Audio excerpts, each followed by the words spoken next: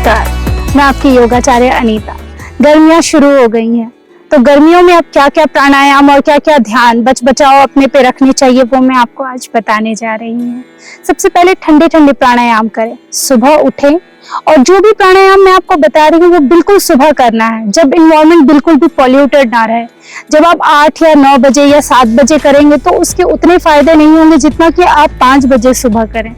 Hardly 6 बजे तक आप अपने प्राणायाम को समाप्त कर दें। करना क्या होगा प्राणायाम वो मैं आपको बताती हूँ। सबसे पहले शीतली प्राणायाम, जीभ को गोल करें, सांस लें और नाक से सांस बाहर।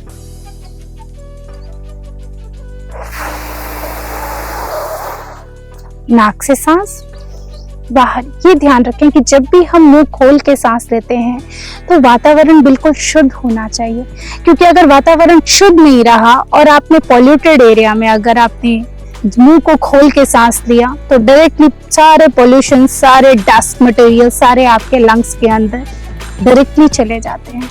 क्यों?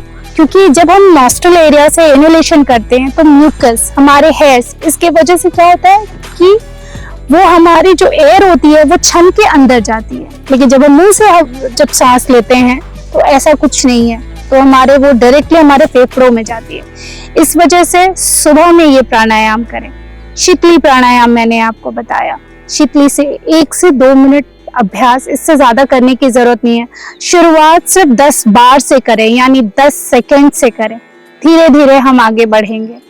दूसरा प्राणायाम शीतकारी, दोनों दांतों को बैठाएं और मुंह से सांस लें, नाक से सांस बाहर।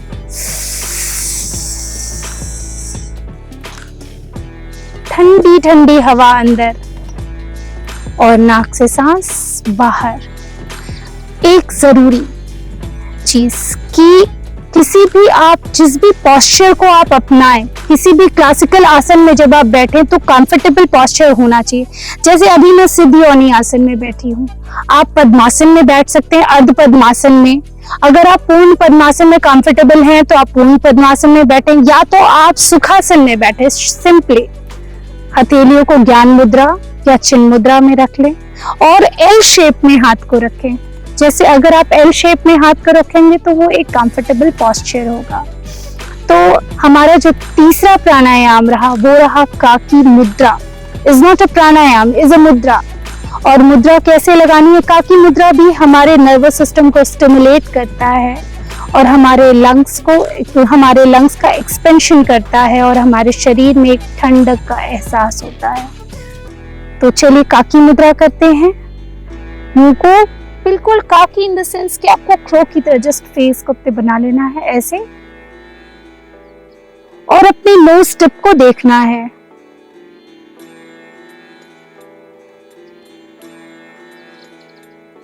और वही आंखें बंद और नाक से सांस बाहर।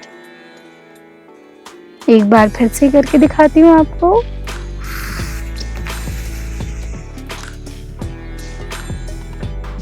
और आंखें बंद, नाक से सांस बाहर। शरीर को पूरी तरह से स्थिर करने की कोशिश करें।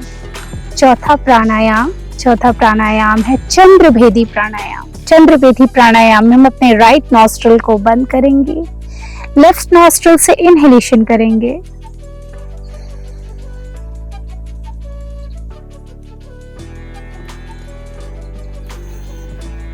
और राइट नॉस्ट्रल से exhalation. Inhale from your left nostril, hold and exhale with your right nostril. तो ये हो गया आपका चंद्रभेदी प्राणायाम। और लास्ट अनुलोम विलोम, क्योंकि अनुलोम विलोम करना सबसे जरूरी है। क्योंकि अनुलोम विलोम में हम क्या करते हैं कि जब अपनी दोनों नॉस्ट्रल्स को बराबर करते हैं तो इससे हमारे ब्लड सर्कुलेशन बहुत अच्छी रहती है। गर्मियों में ब्लड सर्कुलेशन सही रखना बहुत जरूरी है।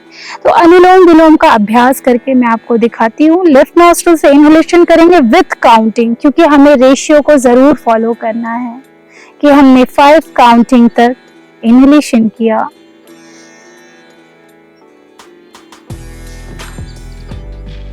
Hold for 5 counting and exhale 5 counting. जहां से सांस छोड़ा वहीं से फिर सांस लेंगे। फिर से हमने कुंभक लगाया और बाएं नाक से सांस को छोड़ा। ये हमारा एक चक्र पूरा हुआ। इस तरह से कम 20 चक्र तो अभ्यास अवश्य ही करें। जो प्राणायाम अभी मैंने आपको बताया वो स्पेशली गर्मियों के लिए है। इस प्राणायाम को करने से आपकी तासीर ठंडी रहेगी। जब हम ठंडे ठंडे प्राणायाम को, ठंडी ठंडी हवा को अंदर लेते हैं तो वो हमारे शरीरों को गर्मियों से इफेक्ट नहीं होने देता है। उस इफेक्ट से वो हमें बचाता है और गर्मियों से लड़ने के लिए हमें वो ताकत देता है। इसलिए और साथ में जैसे गर्मियां शुरू होती हैं उसके अकॉर्डिंग हमारे शरीर को बनाता है।